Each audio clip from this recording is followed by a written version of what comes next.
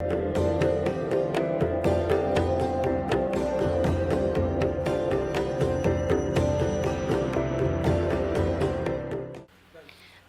नमस्कार, जय माता दी। आप सभी का बहुत बहुत स्वागत है अनादि टीवी की विशेष पेशकश पर। चैत्र नवरात्रि के दिन चल रहे हैं दर्शकों। हर रोज हम आपके सामने कार्यक्रम लेकर आ रहे हैं जिसमें पंडित जी हमारे साथ जुड़ते हैं और हम आपको जानकारियां देते हैं। आज है सप्तमी का दिन। शक्ति माता रानी की सातवीं जो कि है कालरात्रि के रूप में जानी जाती है। माँ के स्वरूप के बारे में जानेंगे। कहा जाता है भय को दूर करती हैं, दानवीय शक्तियों को दूर करने वाली देवी होती हैं, रक्षा करने वाली देवी होती हैं। बहुत सारी चीजें हैं जो माता रानी की पूजा करने से आपको प्राप्त होती हैं। तो चलिए आज के कार्यक्रम का आरंभ करते हैं पंडित अरविंद तिवारी जी के साथ। बहुत बहुत स्वागत पंडित जी आपका अनादि टीवी पर। तो पंडित जी आज है 7वां दिन, माता रानी की 7वीं शक्ति की पूजा हो रही है। माँ के स्वरूप के बारे में जानना चाहूंगी मैं आपसे, और माँ के स्वरूप के पीछे की कहानी क्या है वो भी हमारे दर्शकों को बताइए। जी पंडित जी। बिल्कुल, अनादि टीवी के सभी दर्शकों को पंडित अरविंद तिवारी का बहुत बहुत नमस्कार और नवरात्रि पर्व के 7वें दिवस की बहुत बहुत शुभकामनाएं। बिल्कुल, आज बड़ा अद्भुत दिन है। जैसा कि पारुल जी ने बताया, आज माँ कालरात्रि का दिन है। कालरात्रि को थोड़ा समझने की ज़रूरत है। काल का मतलब होता है समय और रात्रि का मतलब होता है रात्रि, यानी समय से उस पार मोक्ष के द्वार तक पहुंचाने वाली रात्रि को काल रात्रि कहा जाता है। काल माने आप सोचिए, काल मृत्यु का भी एक दूसरा स्वरूप माना जाता है। जैसे आप मध्य प्रदेश आते हैं, भगवान शिव का एक स्वरूप है महाकाल, यानी महासमय, यानी समय से परे जाकर, यानी जहाँ पर समय उनकी इच्छा अनुसार चलता है। वही स्थिति माँ कालरात्रि की है। तो आज माँ कालरात्रि का दिन है। क्या कौन है माँ कालरात्रि? ये अपने आप में एक बड़ा अनूठा प्रश्न है। माँ कालरात्रि के बारे में मैं हमारे दर्शकों को एक कहानी भी सुनाता हूँ। माता के उत्पत्ति आखिरकार कैसे हुई। तो माँ जगत जननी जो है वो शुंभ और निशुंभ का वध करने आई थी, और उसी बीच में रक्त बीज नामक एक असुर पैदा हुआ। रक्त बीज को आप ऐसे मान लीजिए कि जहाँ जहाँ रक्त गिरता था वहाँ वहाँ उसी के स्वरूप में क्लोन, जिसको हम कहते हैं इंग्लिश में क्लोन टेक्नोलॉजी, आज के हमारे जो दर्शक हैं जो जानते होंगे कि आप क्लोन बना दीजिए, वो कई हजार गुना हो जाते हैं। तो उस ज़माने में भी आप देखिए, रक्त बीज का रक्त जहाँ पर गिरता था तो सैकड़ों, एक बूंद से सैकड़ों रक्त बीज उत्पन्न हो जाते थे। माँ मारती लेकिन फिर पैदा हो जाते। माँ बहुत परेशान हुई।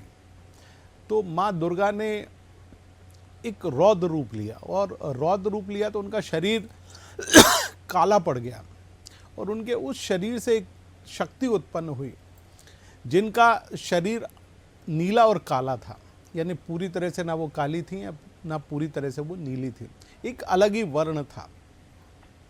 तो माँ का वो स्वरूप हुआ, माँ प्रकट हुई। अच्छा, माँ का वाहन कौन था? गर्दभ, यानी जिसको हम आज की भाषा में गधा कहते हैं, वो उनका वाहन था। माँ का स्वरूप क्या था? माँ 4 भुजाओं वाली देवी, बाल पूरे बिखरे हुए, जैसे करली टाइप के बाल होते हैं, बिल्कुल उस तरह के उनके बाल। माँ के त्रिनेत्र, आप सोचिए कि यही काल की बात होती है कि त्रिनेत्र, उनके तीसरा नेत्र भी था मस्तक पर। और माँ जगतजननी प्रकट हुई, उनके हाथ में कटार थी, जैसे हमारे यहाँ हंसिया होता है उसी टाइप में एक कटार थी। माँ के गले में एक इस प्रकार की माला थी जो कि जिसमें से तरह तरह के प्रकाश निकला करते थे, और माँ के गले में जो है मुंड की माला भी थी। लेकिन माता जो है वो बहुत अद्भुत स्वरूप लिए, बहुत ही गुस्से वाला उनका जो स्वरूप था। धीरे धीरे, चूँकि आप जानते हैं गर्दभ यानी गधा धीरे धीरे चलता है, तो वो रक्त बीज को मारती, खप्पर में उसका रक्त लेती और उसका पान कर लेती। इस प्रकार से जो सबसे कठिन असुर था, जैसे आपने कोरोना काल देखा होगा कि कोई भी किसी से मिला, पास में ही खड़ा हुआ तो कोरोना हो जाता है, और एक व्यक्ति से कई सैकड़ों व्यक्ति को कोरोना हो जाते थे। तो वही स्थिति रक्त बीज की थी। तो माँ जगतजननी ने रक्त बीज का वध किया और उन्होंने इस संसार को भय से मुक्ति दिलाई। तो माँ जगतजननी यानी माँ कालरात्रि वो देवी हैं जो भय से मुक्ति दिलाती हैं। आज का दौर बड़ा कठिन है, कंपटीशन का दौर है, और इस कंपटीशन के दौर में हर जगह, चाहे बच्चे हों, छोटा बच्चा हो जो कि छोटी क्लास में पढ़ रहा है, बड़ा बच्चा हो जो बड़ी क्लास में पढ़ रहा है, या कुछ ऐसे बच्चे जो कि कंपटीशन की तैयारी कर रहे हैं, उनको भी भय लगता है। यदि आप नौकरी पेशा हैं या व्यवसाय में रत हैं तो विरोधी आपके पीछे पड़े हुए हैं, नौकरी में आपका सहपाठी आपके पीछे पड़ा हुआ है कि कैसे हम आपको तकलीफ दे सकते हैं। तो उन सारी परेशानियों और उस सारे अज्ञात भय से यदि कोई देवी आपको मुक्ति दिला सकती है, उसका नाम कालरात्रि है। आइए, आज का दिन 7वां दिन है, माता का दिन है, तो हम कालरात्रि की विधि पूर्वक पूजा अर्चना करते हैं। बिल्कुल, तो माँ कालरात्रि के स्वरूप के बारे में, उनका वर्णन क्या है, ये पंडित जी ने हमें बताया, और साथ ही पंडित जी हमें ये भी जानकारी दे रहे थे कि इसके पीछे, इनके स्वरूप के पीछे की कहानी क्या है। तो देखिए, महत्व जानना बहुत ज़रूरी होता है कि हम जिस दिन जिस माँ की पूजा कर रहे हैं वो हम क्यों कर रहे हैं, उनके स्वरूप को लेकर आपको पता होना चाहिए। क्योंकि हम पूजा तो कर रहे होते हैं लेकिन बिन जानकारी के, अधूरी जानकारी के, आधा ज्ञान, और आपकी पूजा का बहुत ज़्यादा आपको लगता है कि पूजा हम कर रहे हैं लेकिन वो पूरी ना हो, तो ऐसा नहीं होना चाहिए। जब हम इतने अच्छे से व्रत कर रहे हैं, इतने अच्छे से पूजा कर रहे हैं, तो सारी जानकारियों के साथ आप पूजा अर्चना कीजिए। पंडित जी, माता कालरात्रि का दिन है, माता रानी को क्या पसंद है, किस तरह से हमें पूजा करनी है, क्या कुछ हमें माता रानी को प्रसन्न करने के लिए अपनी थाली में रखना है, क्योंकि बाकी सारी चीज़ें तो होती हैं लेकिन आज सप्तमी का दिन है। सप्तमी का दिन खास माना जाता है। कई लोग 5 दिन के भी व्रत रखते हैं, कई लोग 7 दिन के भी व्रत रखते हैं, 9 दिन के रखते हैं, तो बहुत अच्छी बात है, बहुत अच्छी चीज़ है। लेकिन जो 7वें दिन अपना व्रत खोलना चाहते हैं, वो आज पूजा कैसे करेंगे, दोनों ही पूजाओं के विशेष क्या है, वो आप बताइए जी। माँ कालरात्रि की पूजा एक तो घर में नहीं होती है, तो सबसे पहले आप इस बात का ध्यान रखें कि माँ जो है वो स्मशान वासिनी है, तो घर में हम उनकी पूजा ना करें। यदि हमको प्रतीकात्मक रूप में पूजा करनी है तो आज हम माँ दुर्गा का जो स्वरूप है उसकी पूजा अर्चना करें। और यदि आप उनकी विशेष पूजा अर्चना करना चाहते हैं तो आप बिल्कुल उनकी पूजा अर्चना करें। स्मशान वासिनी है तो आप स्मशान में जहाँ भी उनकी मूर्ति, प्रतिमा या तेल चित्र वगैरह जहाँ लगा हो तो वहाँ पर आप जाइए। हाँ, आप घर में कर रहे हैं तो माँ दुर्गा के स्वरूप को 7वां स्वरूप मानकर, यानी कालरात्रि का स्वरूप मानकर घर में पूजा कर सकते हैं। घर में कैसे पूजा करें? आज के दिन आप पटे को ले लें, लकड़ी का पटा, उसके नीचे थोड़े अक्षत यानी चावल ले लें। माँ कालरात्रि को चावल बहुत पसंद है, चावल ले लें। उसके ऊपर आज ग्रे रंग का जो है तो आप कपड़ा बिछा लें, चॉकलेटी कलर हो, काले रंग का बिल्कुल मत बिछाइए, माँ को पसंद नहीं है, क्योंकि माँ उस स्वरूप में तंत्र में ही पूजा होती है। तो आप उस रंग का वस्त्र बिछा लीजिए। उस पर माँ दुर्गा के आपके पास भोजपत्र है, प्रतिमा है, सोने, चांदी, तांबे, स्टील या जो भी आपके पास प्रतिमा है, कई बार लोगों के घर में मिट्टी की प्रतिमा भी होती है, तो आप अपने घर में उसको स्थापित करें। पंचोपचार, आपको 5 तरह की चीज़ें रखनी है, दूध, दही, घी, शहद और शक्कर। लेकिन हाँ, चूँकि आज माँ कालरात्रि का दिन है तो उनको गुड़ और शहद बहुत पसंद है, तो आज आपको विशेष सामग्री में गुड़ और शहद भी रखना है। तो आप गुड़ और शहद रखें प्रतीकात्मक रूप में, इस चीज़ों को रखें। और गुड़ से बना हुआ कोई भी मिठाई या व्यंजन ज़रूर रखें। और पान का पत्ता आज विशेष तौर पर रखें, ख़ासतौर से 7 पान के पत्ते आज आप रखें। नारियल यदि आप रख सकते हैं तो नारियल आप रखें, आपने अभी तक नहीं रखा है तो ज़रूर माँ को भेंट करने के लिए श्रीफल रखें। माँ दुर्गा की आप पंचोपचार से पूजा करें, पहले दूध से, फिर दही से, फिर शहद से, फिर शक्कर से, और अंत में पुनः शुद्धोदक स्नान आप कराकर माँ जगतजननी को बिठा दें। माँ को आज ग्रे रंग की चुनरी ज़रूर चढ़ाएं, ग्रे रंग की आप उनको चूड़ियाँ भेंट कर सकते हैं। ग्रे रंग की और भी जो सामग्री सुहागिन महिलाओं को चढ़ाते हैं वो आप ज़रूर रखिए। और माँ की पूजा में आप उनके सम्मुख उनके मंत्र का उच्चारण आप कर सकते हैं। मंत्र का उच्चारण त्रिशक्ति लगाकर कर लें। ओम ऐं ह्रीं क्लीं कालरात्रि देव्यै नमः। तो ये त्रिशक्ति का मंत्र है जिसमें माता महाकाली, महालक्ष्मी और महासरस्वती सम्मिलित हो जाती हैं, तो आप उस हिसाब से कर सकते हैं। दुर्गा सप्तशती का मंत्र है, बहुत सुंदर सा मंत्र है, मैं मंत्र का उच्चारण कर देता हूँ हमारे दर्शकों के लिए। या देवी सर्वभूतेषु कालरात्रि रूपेण संस्थिता नमस्तस्यै नमस्तस्यै नमस्तस्यै नमो नमः। आप इस मंत्र का जाप कर सकते हैं। ये मंत्र आपको बड़ा लग रहा है तो एक छोटा सा मंत्र है, ओम लगाइए, प्रणव अक्षर लगाइए और कालरात्रि देव्यै नमः। तो आप इस प्रकार से जाप कर सकते हैं। तो ये 3 मंत्र साधारण मंत्र है, आपको त्रिशक्ति मंत्र बताया, दुर्गा सप्तशती का मंत्र बताया, और आज के दिन 7वें, 8वें और 9वें अध्याय जो दुर्गा सप्तशती का है उसके पढ़ने का आज दिन होता है। तो आज आप यदि दुर्गा सप्तशती का पाठ करते हैं, संस्कृत में पाठ करते हैं तो बहुत ही सुंदर है, हिंदी में कर सकते हैं, हिंदी में कर लीजिए। आजकल हिंदी में भी दुर्गा सप्तशती हमको प्राप्त होती है और इवन इंग्लिश में भी है। यदि आप इंग्लिश भाषा के हैं तो आप अंग्रेजी भाषा में भी आप उनको पढ़ के सुना सकते हैं। माँ ने तो सारी भाषाओं को जन्म दिया है, आप उनको किसी भी भाषा में सुनाइए, वो आपसे उसी भाषा में सुनेंगी और प्रसन्न होंगी। लेकिन संस्कृत इसलिए जैसे आज का दौर टेक्नोलॉजी का है तो मैं आपको टेक्नोलॉजिकली बताता हूँ कि जैसे आप हैशटैग का प्रयोग करते हैं, कुछ कीवर्ड्स का प्रयोग करते हैं, उदाहरण के तौर पर कि भाई आप कोई कीवर्ड्स लगा के आप पूरी दुनिया में अपना संदेश पहुंचाना चाहते हैं, तो संस्कृत में बोले गए श्लोक और मंत्र वो कीवर्ड्स, वो हैशटैग हैं जो कि तुरंत उस देवी तक पहुंचते हैं और आप इनको प्रयोग करेंगे तो माँ आपसे बेहद प्रसन्न होगी। इसके अलावा एक और चीज़ मैं हमारे दर्शकों को बोलता हूँ, देखिए आज कालरात्रि का दिन है, विशेष सावधानी रख के पूजा करें क्योंकि माँ क्रोध अवस्था की हैं, क्रोध वाली देवी हैं, क्रोध अवस्था में उनका स्वरूप है। तो आप विधि विधान का पालन करें, नियमबद्ध होकर पूजा अर्चना करें और ध्यान रखें कि आज माँ कालरात्रि का दिन है। तो माँ कालरात्रि का दिन है, कुछ सावधानियां रखकर आपको पूजा अर्चना करनी है। पंडित जी ने बहुत डिटेल में आपको समझाया। उम्मीद करती हूँ कि आप सारी चीज़ें लिखते जा रहे होंगे। नहीं लिखते जा रहे हैं तो अनादि टीवी के यूट्यूब चैनल पर ये कार्यक्रम आपको दोबारा से मिलेगा, आप वहाँ पर भी जाकर इसे देख सकते हैं और कुछ गलतियाँ अगर आप करने वाले हैं तो उससे बच सकते हैं। आइए पंडित जी, अगले सवाल की तरफ मैं बढ़ रही हूँ। और अब ये कहा जाता है कि रात्रि साधना का भी विशेष महत्व है। क्या हमें रात को भी पूजा करनी चाहिए, और अगर वो पूजा होती है तो क्यों वो खास होती है, कितने बजे से होनी चाहिए, क्या कुछ उस पूजा में होता है? देखिए चूँकि इस पर्व का पूरा नाम है नवरात्रि, तो आपको पूरे 9 दिन रात्रि काल में यानी सायंकाल प्रदोष काल जब सूर्य अस्ताचल की तरफ चला जाए वहाँ से लेकर सूर्योदय से पहले तक आपको कभी भी पूजा करनी है। यदि आप इन 8 से 9 घंटे लगातार बैठ के पूजा अर्चना कर सकते हैं तो सर्वश्रेष्ठ माना जाता है।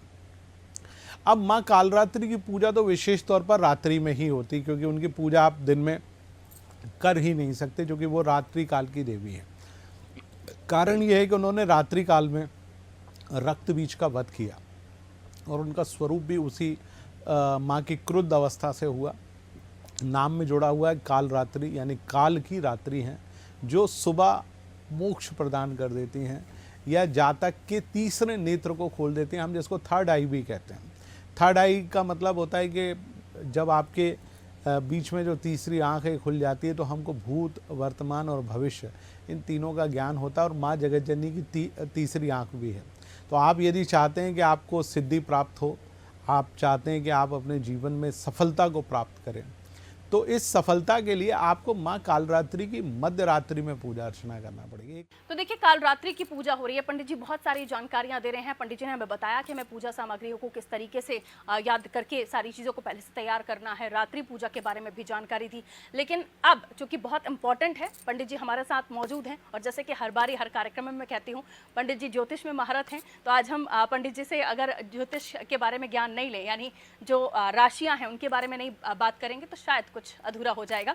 तो चलिए पंडित जी, अब मैं आपसे पूछना चाहूँगी, हमारे जो दर्शक हैं अलग अलग जो राशियों के जातक हैं उनको पता चले कि उनकी राशि के अनुसार उन्हें क्या कुछ उपाय करने हैं, किस तरीके से आज माता रानी को प्रसन्न करने के लिए पूजा अर्चना करनी है। बिल्कुल, मैं आपको दो राशियां जो कि ग्रहों के अनुसार हैं उनकी जानकारियां जल्दी से जल्दी दे देता हूं। देखिए, मंगल की अधिष्ठात्री जो 2 राशियां हैं जिनमें मेष और वृश्चिक राशि हैं, तो आज के दिन आप माँ जगत जननी को गुड़ का भोग लगा दीजिए, केवल गुड़। और गुड़ भी कौन सा, जो थोड़ा काला गुड़ जिसको हम कहते हैं, गोरा नहीं, यानी जिसको भूरा गुड़ कहा जाता है। तो आज थोड़ा सा गुड़ एक पान के पत्ते के ऊपर रखकर माँ को विशेष तौर पर आप भोग लगाएंगे, माँ आपसे बेहद प्रसन्न होगी। यदि आप वृषभ और तुला राशि जिनका स्वामी ग्रह शुक्र है, तो आप देखिए कि माँ कालरात्रि के जो शिव हैं वो बहुत रौद्र, जिनको रौद्र शिव भी कहा जाता है, तो वो हैं। तो आज आप भगवान शिव और माँ कालरात्रि के उस स्वरूप की पूजा अर्चना करने के लिए एक पान के पत्ते पर शहद से माँ को भोग लगाइए, माँ बहुत प्रसन्न होगी। मिथुन राशि और कन्या राशि दोनों का स्वामी ग्रह बुध है, दोनों के लिए एक ही उपाय है। आप क्या करें, पान के पत्ते के ऊपर इलायची, शहद और उसके साथ लौंग, इन सब की मात्रा 2-2 संख्याओं में हो, यानी 2 के अंक में हो, तो वो आप रखिएगा। माँ कालरात्रि को उनका मंत्र पढ़ते हुए भोग लगा दीजिए। कर्क राशि जो कि चंद्रमा की राशि है और चंद्रमा रात में ही उदित होता है, तो कालरात्रि एक प्रकार से चंद्रमा को ठीक करने वाली देवी भी है। तो आपको चंद्रमा को ठीक करना है तो माँ कालरात्रि को खीर बहुत पसंद है, तो आज खीर आप बनाइएगा, माँ को खीर का भोग लगाइएगा और खीर में पंचमेवा ज़रूर डालिए, क्योंकि माँ को पंचमेवा भी बहुत पसंद है। हम लोग सात्विक स्वरूप में पूजा कर रहे हैं, इसलिए आपको पंचमेवा डालना चाहिए।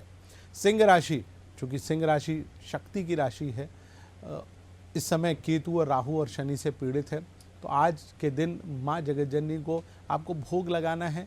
किस चीज़ का? आज के दिन गुड़ से बनी हुई खीर का भोग लगाना है। गुड़ का आप प्रयोग करें, शक्कर की जगह आपको गुड़ का प्रयोग करना है और उससे बनी हुई खीर का भोग लगाइए। अब इसके बाद हम बात करते हैं धनु और मीन राशि वाले जातकों का, जो कि गुरु के स्वामित्व वाली राशियां हैं। तो आज के दिन माँ को पीले रंग का फल, खासतौर से जैसे केला है, संतरा है, क्योंकि उनको खट्टे फल थोड़े से पसंद है, तो संतरा है, मौसम्बी है, आप इसका भोग लगाएंगे और 7 की संख्या में लगाइए, क्योंकि 7 का अंक है, माता का 7वीं महादेवी हैं, तो आप उस स्वरूप में लगाइए। बात आखिरी बचती हैं शनि की अधिष्ठात्री राशियां मकर और कुंभ राशि, तो दोनों बहुत परेशान हैं। शनि को प्रभावित राहु, केतु और शनि को यदि आपको ठीक करना है तो माँ कालरात्रि की पूजा करना चाहिए। तो दोनों राशि वाले जातक आज लगा हुआ जो पान होता है, जिसको मीठा पान कहा जाता है, जिसमें सुगंध होती है, उसका भोग लगाएं माँ जगतजननी को। कोशिश करें 3, 5, 7 की संख्या में आप उसको रखें और बाद में आप उनका प्रसाद वितरित कर दीजिएगा और इस मंत्र को पढ़ते हुए आप भोग लगाइए। ओम कालरात्रि देव्यै नमः 108 बार आप मंत्र का जाप करें, भोग लगाएं, माता की आरती करें और माता से प्रार्थना करें कि हमारा जीवन स्वस्थ हो, मंगलमय।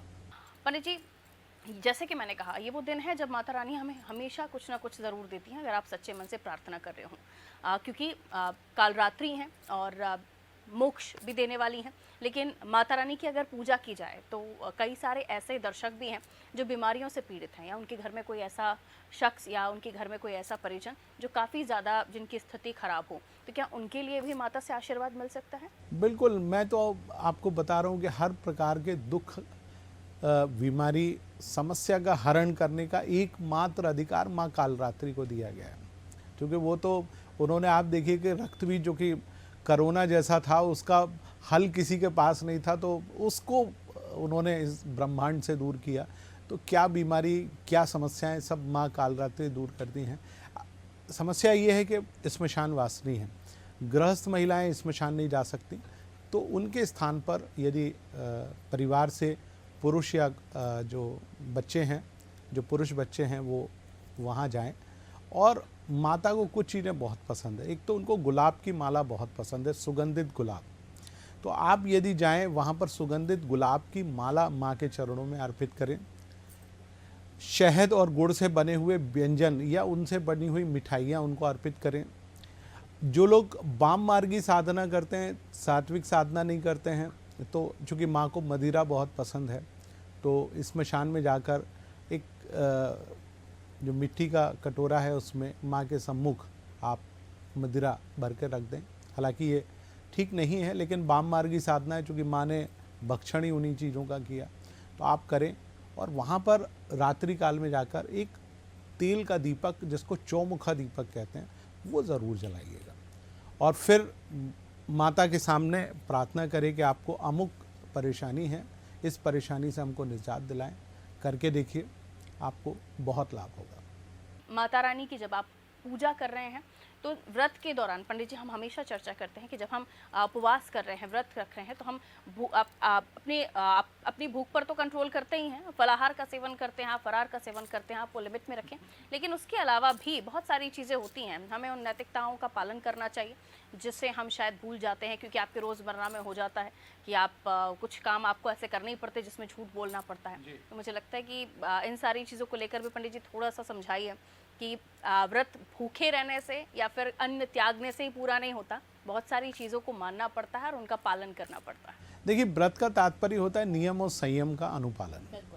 सबसे पहला नियम ब्रह्मचर्य का है, तो आपको ब्रह्मचर्य का अनुपालन करना है, यानी आप ब्रह्मचर्य का पालन करें, यानी आपको 9 दिवस तक।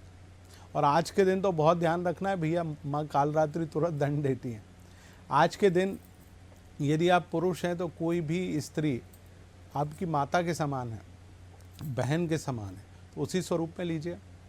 धरती पर विश्राम करिए। तीसरा सबसे महत्वपूर्ण चीज़, बेशक माँ की पूजा वाममार्गी की तरीके से होती है, लेकिन आपको मदिरा मांस का सेवन कतई नहीं करना है। ऐसा नहीं कि माँ कालरात्रि है तो हम उनको मांस मदिरा का भोग लगा रहे हैं और स्वयं भी उस भोग को पा रहे हैं, नहीं। नवरात्रि का दिन है तो हमको इन चीज़ों से बचना चाहिए। अच्छा, इन दिनों में एक और सबसे बड़ी चीज़ है, हम आजकल चूँकि मोबाइल का इस्तेमाल करते हैं, मोबाइल पे व्हाट्सएप है, फेसबुक है, तरह तरह के सोशल मीडिया ऐप्स हैं, उन पे हम जाते हैं, तो हम तरह तरह की ऐसी अवांछित सामग्री को देख लेते हैं, ना चाहते हुए भी हम देख लेते हैं, जो नहीं देखना चाहिए। देखिए, शक्ति के दिन है, स्त्रियों की आराधना के दिन है, स्त्रियों के सम्मान के दिन है, तो कोशिश करें 9 दिन थोड़ा सोशल मीडिया से आप अपने आप को दूर रखें। व्हाट्सएप फेसबुक पे यदि कोई ऐसी सामग्री आ भी रही है तो उसको स्वैप करके दूर कर दें, और ना ही देखें तो ज़्यादा अच्छा है, 2 दिन बाद देख लें। कोई इंपॉर्टेंट मैसेज है व्हाट्सएप पे तो उसको चेक कर लें। बाकी पिक्चर, फ़ोटो या रील्स वगैरह के चक्कर में ना पड़े। खासतौर से इंस्टाग्राम पे तो मैं हमारे मित्रों को सलाह दूंगा कि थोड़ा सा दूरी रहें तो वो ज़्यादा बेहतर है, और अपने आप पे संयम रख लें। 2 दिन की बात है, आज 7वां दिन हो गया, कल अष्टमी है, परसों नवमी है, फिर उसके बाद आप अपने नियम को जैसे चाहें वैसे निभाएं, लेकिन इन 2 दिवसों में आप कोशिश करें इन चीज़ों का परित्याग करें। ये तो बाकी सारे हैं, सोशल मीडिया का भी करें, तो मुझे लगता है कि निस्संदेह आपको बहुत लाभ होगा। माता के भजन सुने, गीत सुने, मंत्र सुने।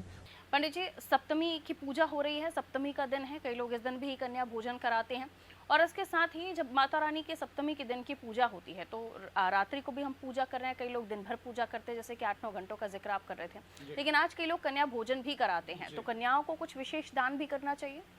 देखिए, आज के दिन 2 चीज़ें हैं। सबसे पहले तो भोग में क्या बनाना है ये मैं हमारे दर्शकों को बता देता हूँ। सप्तमी को यदि आप कन्या भोज करा रहे हैं तो काले चने को आप ज़रूर बनवाइए, क्योंकि काला चना माँ को बहुत पसंद है। अष्टमी को करेंगे तो आपको काबुली चना यानी पीला चना इस्तेमाल करना है, छोले जिसे कहते हैं, लेकिन आज विशुद्ध रूप से काला चना आप उसका इस्तेमाल करिए। और यदि आज आप बैंगन को बनवा के और कन्याओं को खिलाते हैं, साथ में खीर जिसमें पंचमेवा डाल के उनको भोजन कराते हैं, तो बहुत ही सुंदर और श्रेष्ठ होता है। और यदि आज आप छोटी छोटी कन्याओं को बुला रहे हैं तो आज ग्रे रंग की चूड़ियाँ, ग्रे रंग की चुनरी आप थोड़ा बुलाइए, उनके मस्तक पर रखिए और चूड़ियाँ उनको अपने हाथ से दीजिए, उनके चरणों को धो के प्रणाम करके और उनसे आशीर्वाद अपने मस्तक पर लीजिए। वो कालरात्रि स्वरूपा हैं, आपको आशीर्वाद भी देंगी, और अपने हाथ से भोजन कराएं। और एक चीज़ और मैं कहूँगा कि आज कोई ऐसी महिला जो कि जिनका विवाह नहीं हुआ हो और थोड़ा सा रंग गेहुआ हो या ग्रे रंग का हो, और आयु उनकी बहुत ज़्यादा ना हो, 30 वर्ष के आसपास की हो, क्योंकि माँ की आयु इतनी ही बताई गई है, आप अपने घर में बुलाइए। जिनके बाल यदि हो सके करली हों, ये मैं माता के स्वरूप, क्योंकि आप उनको माँ के स्वरूप में अपने घर बुला रहे हैं, तो अपने घर में बुलाकर उनके पैर धुलाइए, पैरों को प्रणाम करिए, उनको ग्रे रंग की चूड़ी, साड़ी, बिंदी आप यदि आज उनको दें, और जो काले चने से बना हुआ प्रसाद है उनको भोग स्वरूप में आप देंगे, प्रणाम करेंगे, आशीर्वाद लेंगे, तो माँ आपसे बहुत प्रसन्न होंगी। बिल्कुल, और इस बीच ऐसा भी ना हो कि आप जो स्वरूप पंडित जी बता रहे हैं आप उन्हें ढूंढें और किसी और को भूखा छोड़ दें, तो ये भी मत कीजिएगा, क्योंकि कई बार बहुत ज़्यादा मान लें अगर आपकी बात तो दिक्कत हो जाएगी। तो इन बातों का भी विशेष तौर पर ध्यान रखना चाहिए। बहुत कम समय हमारे पास, लेकिन एक बहुत इंपॉर्टेंट प्रश्न है कि हमारे जो आज की पीढ़ी है पंडित जी, वो इन सब बातों को बहुत कम से ही मानते हैं।